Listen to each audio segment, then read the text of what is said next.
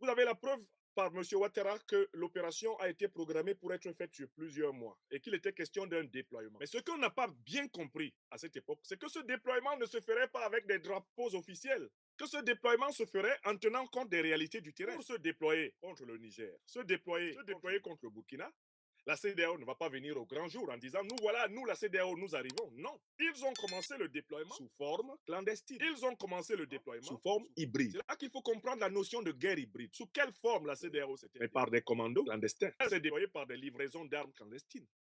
Elle s'est déployée par des infiltrations progressives de l'espace de l'AES. Elle s'est déployée par la création de noyaux. Elle s'est déployée par la disposition de caches d'armes à l'intérieur du territoire de l'AES. Elle s'est déployée en prépositionnant des troupes aux frontières de l'AES, frontières ivoiriennes, frontières béninoises, frontières nigérianes, frontières tchadiennes, frontières algériennes, frontières mauritaniennes, frontières sénégalaises. Voilà ce que l'opinion n'a pas bien compris. Et voilà ce qui a pu éventuellement échapper aux dirigeants de l'AES.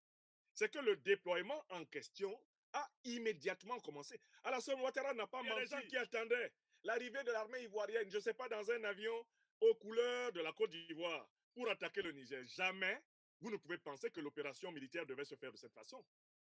Ce que nous voyons maintenant, c'est que l'opération militaire qui a été annoncée par Ouattara il y a maintenant plusieurs mois, elle a effectivement été mise en œuvre sous la forme de la guerre hybride.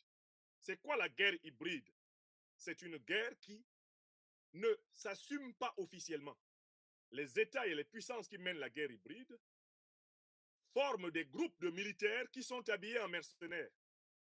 Ils les déguisent en mercenaires et ils les infiltrent dans le territoire ennemi et leurs actions sont considérées comme des actions terroristes de groupes incontrôlés, alors même qu'ils sont pilotés par les États qui les ont envoyés.